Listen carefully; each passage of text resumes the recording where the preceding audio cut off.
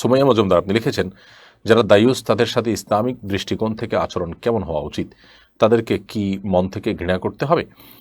দায়ুস বলা হয় ওই পুরুষকে বা ওই মানুষকে যিনি তার পরিবারের সদস্যদের নানান অপকর্ম, বিশেষ করে জেনা, ব্যভিচার, পর্দাহীনতা, অশ্লীলতা, নোংরামো, এগুলোকে সমর্থন করেন, এগুলো দেখেও না দেখার ভান করেন, এগুলো দেখার পরও তিনি কোনো বিহিত চেষ্টা করেন না, ওই ব্যক্তিকে দায়ুস বলা হয়। তো দায়ুস ব্যক্তি জান্নাতে প্রবেশ করবে না এবং এটা অপরাধ রীতিমতো। অতএব একজন মুসলিম হিসাবে আমরা দায়ুস ব্যক্তিকে তার এই কৃতকর্ম থেকে নিবৃত রাখবার জন্য অসৎ কাজ থেকে বাধা প্রদান করার যা করণীয় সেই প্রক্রিয়া আমরা অবলম্বন করব এবং তাকে দাওয়াতের কাজের মাধ্যমে, অসৎ কাজের বাধা প্রদান করার মাধ্যমে তাকে আমরা নিবৃত রাখার চেষ্টা করব। এটা আমাদের কর্তব্যের অংশ। এবং এই দায়ুস যারা আছে তাদেরকে আমরা তাদের এই কৃতকর্মের কারণে, তাদের এই ধরনের ঘৃণ্যকর্ম এবং নাজায়েজ কাজ, হারাম কাজে লিপ্ত থাকার কারণে তাদের প্রতি আমাদের ঘৃণা আসাটা স্বাভাবিক এবং ঘৃণা করাটা বরং কর্তব্যের অংশ। পাপকে ঘৃণা করো, পাপীকে নয়, এই কথা সিনেমা স্লোগান, এটি কোন হাদিসের বক্তব্য নয়। বরং পাপের পাশাপাশি যিনি পাপে লিপ্ত তার প্রতিও ঘৃণাবোধ থাকাটা আমাদের ঈমানের বরং দাবি। তবে ঘৃণা শুধু আমাদের জন্য যথেষ্ট না, বা ঘৃণা করাটা আমাদের কর্তব্য নয়। মূলত আমাদের মূল কর্তব্য হলো যে তাদের প্রতি ঘৃণা তো আসবেই স্বাভাবিকভাবে। আমার ইমানে যে গায়রত আছে, ইমানে যে আত্মসম্মান আছে, সেই জায়গা থেকে তো সেটা আসবেই। কিন্তু এর পাশাপাশি তাদেরকে অন্যায় থেকে, অনাচার থেকে নিবৃত রাখার ন্যূনতম উদ্যোগ আমাদের গ্রহণ করতে হবে। আশিক মণ্ডল লিখেছেন, যদি পেশাবের রাস্তা দিয়ে সামান্য কিছু বের হয় এবং সেটি গায়ে এবং কাপড়ে লেগে শুকিয়ে যায়, সেখানে ধৌত করা কি আবশ্যক?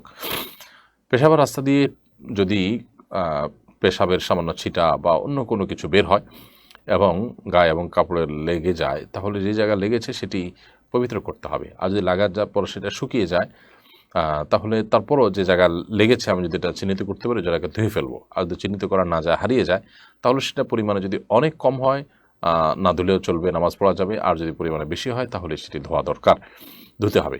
এখন পরিমাণে বেশি কম বলতে ধরুন 1 টাকার যে কয়েন আছে, 1 টাকার যে কয়েন আছে, কয়েন সমপরিমাণ বা একটু কম, 1 দিরহাম যেটা হাতের তালুতে যেটুকু জায়গা আছে, আনুমানিক 1 টাকার কয়েনই বলতে পারে, 1 টাকা বা 2 টাকার কয়েন যে এখন যেটা পাওয়া যায়, এই 2 টাকার কয়েনের সমপরিমাণ যদি হয় তাহলে সেটা ধৌত করা আবশ্যক হবে। আর যদি তার কম হয় তাহলে সেক্ষেত্রে সেটা ধোয়াটা উত্তম, আর না ধুলেও নামাজ হয়ে যাবে।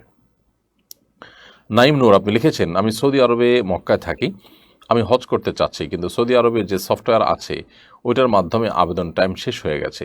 তাই আমি বাংলাদেশি হজের কাজ করে এরকম লোকের মাধ্যমে টাকা দিয়ে হজ করলে কি হজ কবুল হবে? ওরা বলছে আমার নামেই কার্ড বানিয়ে দিবে। ভাই নাইম নূর, আপনি সৌদি আরবে যে হজের আবেদন করার সিস্টেম রয়েছে অনলাইনে, সেখানে করতে পারেননি। এখন বাংলাদেশে থেকে যে সমস্ত হজ কাফেলা যায় সেগুলোর সাথে প্রবেশ করে হজ করে ফেলবেন। যদি এরকমটি আপনি করেন, হজ হয়ে যাবে।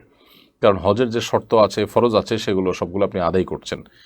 তবে আপনি যেহেতু এখানে ছলছাতুরির আশ্রয় নিচ্ছেন এবং চালাকির আশ্রয় নিচ্ছেন, সরাসরি যদি কোথাও কোনো মিথ্যা বলতে না হয়, তাহলে সেক্ষেত্রে আপনি হারামে লিপ্ত হলেন না, কিন্তু সেখানকার অথরিটির একটি বিধান বা তাদের একটা আইনকে আপনি লঙ্ঘন করলেন। এটা না করা উচিত। কেন না করা উচিত? কারণ এই আইন লঙ্ঘন করার মধ্য দিয়ে আপনি সেখানকার যে আপনার সেখানকার যে শৃঙ্খলা আছে সেটা কিছুটা হলো বিঘ্ন ঘটাতে আপনি ভূমিকা রাখছেন। কারণ হাজি সাহেবদের সংখ্যা অনুপাতে তাদের জন্য অ্যারেঞ্জমেন্ট থাকে, যেখানে যখন অতিরিক্ত লোক থাকে সেখানে নানা রকমের সমস্যা হয়। আপনি হয়তো মনে করবেন যে আমি একা আছি, এরকম অনেক মানুষ যখন করে তখন আসলে যেই তাঁবুতে ধরুন বাংলাদেশে হজযাত্রী যারা যাচ্ছেন তাদের জন্য যে অ্যারেঞ্জমেন্ট আছে, সেখানে অতিরিক্ত কিছু লোক যখন থাকবে তখন সেই অ্যারেঞ্জমেন্টে বিঘ্ন হবে। এটাই স্বাভাবিক। তো এই কারণে এটা করা অনুচিত। তবে আপনার হজ হয়ে যাবে, হজ হবে না, ব্যাপারটি এরকম নয়। সাইফুল্লাহ শাওন আপনি লিখেছেন, শিরক থেকে বেঁচে থাকার উপায় কি? শিরক থেকে বেঁচে থাকার উপায় হলো শিরক সম্পর্কে জানা। আপনি যখন জানবেন যে কিসে শিরক হয় আর কিসে কুফুর হয়, কিসে নেফাক হয়, তখন শিরক থেকে বাঁচাটা আপনার জন্য সহজ হবে। এই জন্য শিরক থেকে বাঁচার জন্য আমাদের সবচেয়ে বড় এবং গুরুত্বপূর্ণ করণীয় হলো শিরক সম্পর্কিত ইলম অর্জন করা।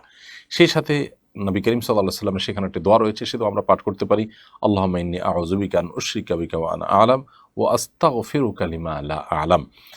অর্থাৎ হে আল্লাহ, আপনার কাছে আমি আমার জ্ঞাতসারে, আমার অজ্ঞাতসারে উভয় পদ্ধতিতে শিরক হওয়ার যে পন্থা পথ উপায় রয়েছে সেগুলো থেকে আপনার কাছে আমি পানা চাই। এভাবে যখন আল্লাহ তাআলার কাছে আমরা পানা চাইব, ইনশাআল্লাহ বিইذনিল্লাহ আশা করা যায় আল্লাহ রাব্বুল আলামিন আমাদেরকে নাজাত দান করবেন শিরক থেকে।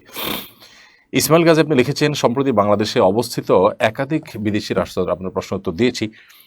নয়ন হাসান জয় আপনি লিখেছেন, আপন জেঠা অর্থাৎ বাপের ভাই, আপন জেঠার ছেলে আমার জেঠাতো ভাই, জেঠার মেয়ে আমার ভাস্তি হয়।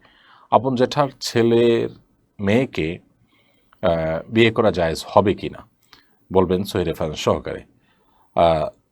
ভাই নয়ন, আপনার প্রশ্নের উত্তর হলো যে আপন চাচাতো ভাই জেঠাতো ভাই যেটাই বলেন একই কথা প্রযোজ্য হবে। আপন চাচাতো ভাইয়ের মেয়েকে বিয়ে করা জায়েজ হবে, এটা না জায়েজ কোনো কাজ নয়। আমরা এর সবচেয়ে সুস্পষ্ট দলিল পাচ্ছি আমাদের প্রিয় নবী সাল্লাল্লাহু আলাইহি সাল্লামের নিজের জীবনীতে।